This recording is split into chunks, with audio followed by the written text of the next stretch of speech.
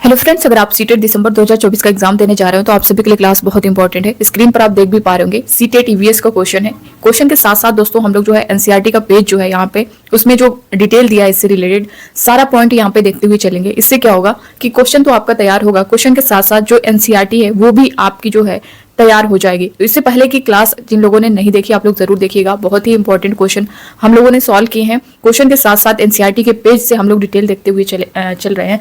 तो आप लोग प्लीज जितने भी चैनल पर नए हो चैनल को सब्सक्राइब कर लीजिएगा, बेल आइकन को प्रेस कर लीजिएगा। इससे रिलेटेड सीटेट से रिलेटेड कोई भी अपडेट है, कोई भी क्लास है आपको टाइम पर मिलती रहेगी।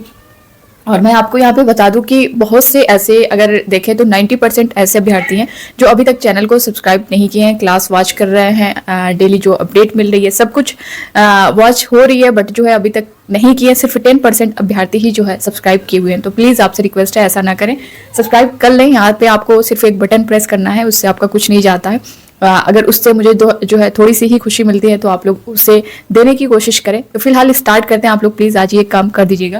पहला क्वेश्चन आप लोग स्क्रीन पर देख पा रहे होंगे दोस्तों। इससे रिलेटेड जो आपका 7 जुलाई 2024 को जो एग्जाम हुआ था सीटेट का, उसमें जो क्वेश्चन आपके सीडीपी के, ईवीएस के, मैथमेटिक्स के और आपका हिंदी है, संस्कृत, इंग्लिश है, जो क्वेश्चन पूछे गए उन क्वेश्चन को भी हम लोग सॉल्व करते हुए चल रहे हैं। तो आप लोग उसको भी देखते चलिएगा, उन क्वेश्चन को भी, क्योंकि आप जब उस क्वेश्चन को सॉल्व करेंगे ना तो आपको क्वेश्चन का पैटर्न पता होगा। जब आप एग्जाम में बैठेंगे दिसंबर में, जो आपका एग्जाम है 14 दिसंबर को, तो आपको कोई क्वेश्चन जो है नया नहीं दिखेगा, आप उसे कर ले जाएंगे। तो फिलहाल स्टार्ट करते हैं। पहला क्वेश्चन आप लोग स्क्रीन पर देख पा रहे होंगे, आप लोग अपने आंसर भी करते हुए चलिएगा। लुई ब्रेल कहाँ के रहने वाले थे? ऑप्शन ए में दिया गया अमेरिका, बी है स्विट्जरलैंड, सी है फ्रांस, डी है इंग्लैंड। तो लुई ब्रेल जो है वो कहाँ के रहने वाले थे? तो ये जो है फ्रांस के रहने वाले थे। सी ऑप्शन जो है इसका करेक्ट आंसर हो जाएगा। यहाँ से क्वेश्चन कई बार पूछा गया है, ये जो स्क्रीन पर आप देख सकते हैं ये भी क्वेश्चन बहुत बार पूछा गया है। ब्रेल लिपि कितने बिंदुओं पर आधारित होती है, उसी से रिलेटेड 2-3 क्वेश्चन है। उसके बाद हम लोग एनसीईआरटी का पेज देखेंगे। ब्रेल लिपि जो है वो कितने बिंदुओं पर आधारित होती है? 8 या फिर 6 या फिर 4 या फिर 12। तो ब्रेल लिपि जो है दोस्तों ये 6 बिंदुओं पर आधारित होती है। बी वाला जो ऑप्शन है ये करेक्ट हो जाएगा। अब यहाँ पे मैं आपको बता दूं कि बहुत से प्रैक्टिस सेट में अगर आप देखेंगे तो वहां पे 8 आंसर दिया होगा, मगर ये गलत है। आपको एनसीईआरटी ही लेकर के चलना है। एनसीईआरटी के जो चैप्टर है उसमें जो ब्रेल लिपि टॉपिक है उसमें साफ तौर पर मेंशन किया गया। अभी हम लोग उसे जो है देख लेंगे। ब्रेल लिपि में मोटे कागज पर उभरे हुए बिंदु बने होते हैं या फिर इन्हें छूकर जो है पढ़ा जा सकता है। ये कंप्यूटर द्वारा भी लिखा जा सकता है। डी दिया गया उपरोक्त सभी। तो ब्रेल लिपि में मोटे कागज पर उभरे हुए बिंदु बने होते हैं, बिल्कुल सही है। इन्हें छूकर पढ़ा जा सकता है, बिल्कुल करेक्ट। ये कंप्यूटर द्वारा भी लिखा जा सकता है, ये भी करेक्ट है। तो डी वाला ऑप्शन आप देख पा रहे होंगे, उपयुक्त सभी, ये जो है इसका करेक्ट आंसर हो जाएगा। अब यहाँ पे आप लोग एनसीईआरटी का पेज देख सकते हैं, इसमें क्या कुछ मेंशन किया गया है ब्रेल लिपि के बारे में। लुई ब्रेल फ्रांस देश का रहने वाला था, देख पा रहे होंगे। जो पहला क्वेश्चन हम लोगों ने देखा है ये कहाँ के रहने वाले थे? फ्रांस के। जब वो 3 साल का था तब एक दिन अपने पिता के औजारों से खेल रहा था। अचानक एक नुकीले औजार से उसकी आंखों में चोट लग गई और आंखें खराब हो गई। उसे आंखों से दिखना बिल्कुल बंद हो गया। उसकी पढ़ने में बहुत रुचि थी, उसने हार नहीं मानी। वो पढ़ने के लिए तरह तरह की तरकीबें सोचता रहता था। आखिर उसने ढूंढ ही लिया एक तरीका छू कर पढ़ने का। ये बाद में ब्रेल लिपि के नाम से जानी जाने लगी।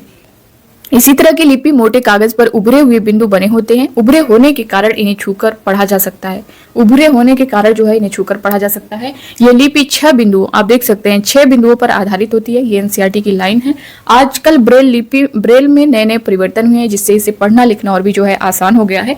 ब्रेल लिपि अब कंप्यूटर के द्वारा भी लिखा जा सकता है। तो ये ब्रेल लिपि से अब यहाँ से कोई भी क्वेश्चन पूछ रहा है, यहाँ पे कितना भी ऑप्शन चेंज कर रहा है, तो इससे बाहर जो है आपका नहीं जाने वाला है। ठीक है, नेक्स्ट क्वेश्चन आप लोग स्क्रीन पर देख सकते हैं। इनमें कौन कौन असम की विशेषताएं? ये भी बहुत इंपॉर्टेंट क्वेश्चन है, बहुत बार रिपीट हुआ है, तो इसके बारे में पूरी जानकारी होनी चाहिए। इससे पहले की जो क्लास मैंने दी थी उसमें क्लास 3 की एनसीईआरटी में जितना इससे रिलेटेड पॉइंट्स था उसमें मैंने डिटेल बताया है। बट यहाँ पे आप देख सकते हैं इनकी विशेषता, असम की क्या क्या विशेषताएं। यहाँ बारिश बहुत होती है, बिल्कुल करेक्ट है। यह घर जमीन से लगभग 10 से 12 फुट ऊंचे बने होते हैं, बिल्कुल 10 से 12 फुट ऊंचे बने होते हैं। अब यही आपका ऑप्शन में जो है 15 से 16 फुट दे देगा। तो अगर आप एनसीईआरटी नहीं पढ़े रहेंगे तो वहां पे गलत करके चले आएंगे। यही करता है कि इसमें से कौन सा सही नहीं है, कौन सी विशेषता नहीं है करके दे देगा, और वहां पे देगा 15 से 16 फुट दे देगा। तो आपको अगर नहीं जानकारी होगी, आप अच्छे से नहीं पढ़े रहेंगे तो फिर ये गलती करके चले आएंगे। ठीक है, तो यही बदलाव करता है इसमें। 10 से 12 फुट होता है, आपको ये ध्यान देना है। ये घर के अंदर से भी लकड़ी के ही बने होते हैं। तो इसका डी ऑप्शन करेक्ट हो जाएगा, उपरोक्त सभी। अब यहाँ पे जो है आप लोग एनसीईआरटी का पेज देख सकते हैं। मैं असम के मोलन गांव से आया हूँ, हमारे यहाँ बहुत बारिश होती है, इसलिए हमारे घर जमीन से लगभग 10 से 12 फुट ऊंचे, आप देख सकते हैं 10 से 12 फुट यहाँ पे एनसीईआरटी की लाइनें होते हैं। इन्हें मजबूत बांस के खंभों पर बनाते हैं। ये घर अंदर से भी लकड़ी के ही बने होते हैं। आप देख सकते हैं ये बांस के खंभों पे बने होते हैं और ये पूरा जो घर होता है ये लकड़ी का ही बना होता है। तो ये कहाँ की असम की जो विशेषताएं हैं, वहाँ के घरों की जो विशेषताएं हैं वो यही है। अब इससे रिलेटेड क्वेश्चन आएगा तो आपका गलत नहीं होना चाहिए। अगला क्वेश्चन आप लोग देख सकते हैं, मनाली में घर बने होते हैं, किसके बने होते हैं? ऑप्शन फर्स्ट दिया गया ईंट का, या फिर पत्थर के, या फिर लकड़ी के, या फिर बी सी दोनों, यानी पत्थर और लकड़ी के दोनों। तो मनाली में जो घर बने होते हैं दोस्तों वो पत्थर और लकड़ी दोनों के बने होते हैं। तो इसका डी ऑप्शन है, बी सी दोनों करेक्ट हो जाएगा। अब यहाँ पे एनसीईआरटी का जो पेज है आप देख सकते हैं। मैं मनाली से आई हूँ जो एक पहाड़ी इलाका है, हमारे यहाँ भी बारिश बहुत होती है और बर्फ भी पड़ती है। आप देख सकते हैं यहाँ पे जब ठंड ज्यादा हो जाती है तब धूप में बैठना अच्छा लगता है। हमारे मकान पत्थर या लकड़ी से बनते हैं, देख पा रहे होंगे पत्थर या लकड़ी से बनते हैं। तो इसका ऑप्शन जो है पत्थर, लकड़ी, बी और सी दोनों करेक्ट हो जाएगा। अगला क्वेश्चन आप लोग देख पा रहे होंगे, और दोस्तों आपसे यही रिक्वेस्ट करूंगी इस क्लास को ज़्यादा से ज़्यादा लोगों तक शेयर करें, अपने फ्रेंड्स को, अपने व्हाट्सएप ग्रुप, टेलीग्राम ग्रुप, जहां जहां पर आप ऐड होंगे हर जगह शेयर कर दें, ज़्यादा से ज़्यादा लोगों को जोड़ लें। इनमें से कौन राजस्थान के घर की विशेषता है ये आपको बताना है। ऑप्शन ए में दिया गया घरों की दीवारें बहुत मोटी होती हैं, बिल्कुल करेक्ट है। यहाँ बारिश बहुत कम होती है, ये भी करेक्ट है। छतें कटीली झाड़ियों की बनी होती है, ये भी करेक्ट है। तो इसका जो डी ऑप्शन है इनमें से सभी ये करेक्ट हो जाएगा। जो राजस्थान के घर की विशेषता है इनमें से तीनों है, तो डी करेक्ट हो जाएगा। अब यहाँ पे जो एनसीईआरटी की लाइन है, मैं राजस्थान के एक गांव से आया हूँ, हमारे यहाँ बारिश बहुत कम होती है। यहाँ पे जो ऑप्शन में दे सकता है कि बारिश बहुत कम होती है, ये किस राज्य की विशेषता है, तो राजस्थान होगा। और खूब गर्मी पड़ती है, हम लोग मिट्टी के घरों में रहते हैं, घर की दीवारें बहुत मोटी होती हैं, इन दीवारों को मिट्टी से लीप पोत कर सुंदर बनाया जाता है, छतें कटीली झाड़ियों की बनी होती है। अब इसका जो एक एक पॉइंट्स है ना, एक एक लाइन है ना, वही आपके ऑप्शन में दे दिया जाता है। या तो उसमें पूछ लिया जाएगा कि इसमें कौन सी विशेषता है, या तो पूछ लिया जाएगा इसमें से कौन सी विशेषता नहीं है। तो आप अच्छे से डिटेल पढ़े रहेंगे तभी उसका आंसर कर पाएंगे। नेक्स्ट क्वेश्चन आप लोग स्क्रीन पर देख पा रहे होंगे, हाउस बोट कहाँ पाई जाती है? तो आप लोग भी अपने आंसर करिए, हाउस बोट कहाँ पाई जाती है? जम्मू कश्मीर में, या फिर जो है कर्नाटक में, या फिर गुजरात में, या फिर झारखंड में? हाउस बोट दोस्तों जो है ये कहाँ पाई जाती है? तो ये जम्मू कश्मीर में पाई जाती है। ऑप्शन ए ही इसका करेक्ट हो जाएगा। नेक्स्ट क्वेश्चन देख पा रहे होंगे, क्वेश्चन बहुत बार पूछा गया, चार चिनारी कहाँ पर है? ऑप्शन ए है जम्मू कश्मीर, और बी है कर्नाटक, सी है गुजरात, डी है झारखंड। तो चार चिनारी ये जो है कहाँ पर है? तो दोस्तों ये भी है आपका जम्मू कश्मीर में। ऑप्शन ए इसका करेक्ट हो जाएगा।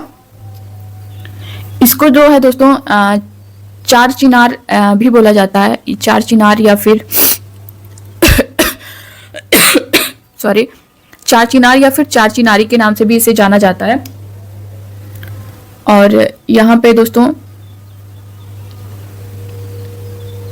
चिनार के पेड़ उगते हैं, चिनार के जो है पेड़ उगते हैं, जिसकी वजह से ही इसे चार चिनारी के नाम से जाना जाता है। ठीक है, इसे चार चिनार या फिर चार चिनारी या फिर रूपा लंक या रोपा लंक भी इसको बोलते हैं, रोपा लंक या फिर रूपा लंक भी कहते हैं। तो ये सारे जो नाम है वो भी आपको ध्यान देना है। ठीक है, जम्मू कश्मीर इसका करेक्ट आंसर हो जाएगा। अगला क्वेश्चन आप लोग देख सकते हैं, डल झील कहाँ पर है? ऑप्शन ए है महाराष्ट्र, बी है कर्नाटक, सी है श्रीनगर कश्मीर, डी है झारखंड। तो डल झील आपके कहाँ पर है? तो ये भी है श्रीनगर कश्मीर में। ऑप्शन सी जो आप देख पा रहे होंगे ये करेक्ट हो जाएगा। नेक्स्ट क्वेश्चन और आज का लास्ट क्वेश्चन है, शिकारे क्या है? ऑप्शन ए में दिया गया एक प्रकार का घर है, लकड़ी की नाव है, प्यारा सा टापू है, या फिर इनमें से कोई नहीं। शिकारा जो है दोस्तों वो क्या है? लकड़ी की नाव है। ऑप्शन बी जो है इसका करेक्ट आंसर हो जाएगा। ये जो है एक लकड़ी की नाव है जो मुख्यतः भारत के केंद्र शासित प्रदेश जम्मू कश्मीर और श्रीनगर शहर के डल झील में जो है ये प्रयोग में लाई जाती है। क्या? शिकारा। अब यहाँ पे देख भी सकते हैं एनसीईआरटी की जो लाइन है, शाम को हम सब डल झील घूमने गए, वहां हमने एक हाउस बोट देखी, शिकारे में बैठे कुछ बच्चों ने चप्पू भी चलाया, चारों तरफ नीले नीले पहाड़ और बीच में चार चिनारे। तो चार चिनारे से क्वेश्चन करे या फिर आपका डल झील से क्वेश्चन करे, शिकारा जो है ये सब आपके जम्मू कश्मीर में, श्रीनगर में जो ऑप्शन होगा आपका वही करेक्ट हो जाएगा। तो ये जितने भी दोस्तों इससे रिलेटेड 10 क्वेश्चन थे हम लोग सॉल्व कर चुके हैं। आई होप कि आप सभी को ये क्लास पसंद आया होगा। तो अच्छा लगा होगा तो दोस्तों लाइक कर दीजिएगा और ज़्यादा से ज़्यादा लोगों तक शेयर करिएगा। इसी तरह की क्लास आपको डेली मिलेगी और इससे पहले भी बहुत सी क्लास जा चुकी है, आप लोग उसे जरूर देखिएगा। यहाँ पे दोस्तों ईवीएस में आप अच्छा स्कोर करके आएंगे, इस चीज का ध्यान दीजिएगा। क्योंकि यहाँ पे क्वेश्चन करने के बाद अगर आप प्रीवियस ईयर जो क्वेश्चन है ना उसको भी अगर सॉल्व कर लेंगे, 1 से 2 क्वेश्चन प्रैक्टिस करेंगे, तो आपको अंदाजा हो जाएगा कि हाँ हमने क्या पढ़ा है, हम क्वेश्चन को कर पा रहे हैं या नहीं कर पा रहे हैं। अब जो है पहले ये था कि 15 नंबर ईवीएस में फैक्ट पूछता था, 15 नंबर की पेडागोजी। अब पेडागोजी जो आ रही है ना वो भी जो कंटेंट वाले क्वेश्चन है उसी की जो लाइन है एनसीईआरटी की ना वही ऐड कर दे रहा है। तो अगर आप यहाँ पे सिर्फ एनसीईआरटी पढ़ेंगे तो आप कंटेंट के साथ साथ पेडागोजी जो आपके 30 नंबर है ईवीएस आप अच्छा स्कोर करके आएंगे। तो बस आज की क्लास में इतना ही। बाकी दोस्तों मिलते हैं नेक्स्ट क्लास में, तब तक के लिए बाय बाय, टेक केयर और खुश रहिए, पढ़ते रहिए। और प्लीज रिक्वेस्ट है ज्यादा से ज्यादा लोगों तक शेयर करिएगा इस क्लास को। Thank you.